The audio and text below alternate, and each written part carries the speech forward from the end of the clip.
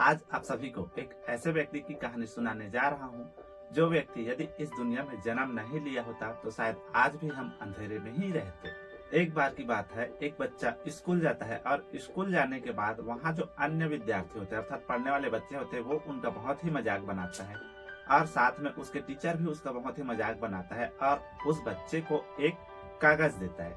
कागज देकर कहता है कि इस कागज को घर जाकर के अपने मम्मी को ही देना। अब वो बच्चा घर जाता है और उस कागज को अपने मम्मी को देता है। अब उस कागज को देख करके उसकी मम्मी पढ़ती है और पढ़ते पढ़ते उसके आंख में आंसू आ जाते हैं। तब वो बच्चा पूछता है, मम्मी इस कागज में क्या लिखा है? तो उसकी मम्मी कहती है, बेटा इस कागज में लिखा है कि आपका बेटा बहुत ही इंटेलिजेंट और जीनियस है। इसको पढ़ाने के लिए हमारे विद्यालय में इसके लायक कोई टीचर नहीं है, इसको आप घर में ही पढ़ाइए। और इसके बाद उसके मम्मी उसको तब तक पढ़ाती है जब तक वो जिंदा रहती है। इसके बाद वही बच्चा सदी का महान जीनियस बनता है।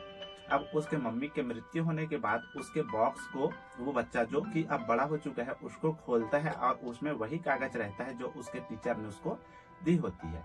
अब उस कागज में लिखा होता है, उसको वो पढ़ता है। उस कागज में लिखा होता है कि आपका बच्चा मानसिक रूप से बीमार है, उसका दिमागी हालत ठीक नहीं है, उसको हम अपने स्कूल में नहीं रख सकते, इसको आप अपने पास घर में ही रखिए। इतना पढ़ने के बाद वो व्यक्ति भावुक हो जाता है और अपने डायरी में लिखता है कि सदी का महान जीनियस थॉमस एल्वा एडिसन बचपन में मानसिक रूप से बीमार व्यक्ति था जिसको उसकी माँ ने अपनी सहन शक्ति और बुद्धिमत्ता से एक महान जीनियस बना दिया। उस व्यक्ति का नाम तो आप जान ही गए होंगे, थॉमस एल्वा एडिसन। तो इस कहानी से ये सीख मिलती है कि कोई भी व्यक्ति को आपकी साहस और प्रेरणा से एक महान व्यक्ति बनाया जा सकता है।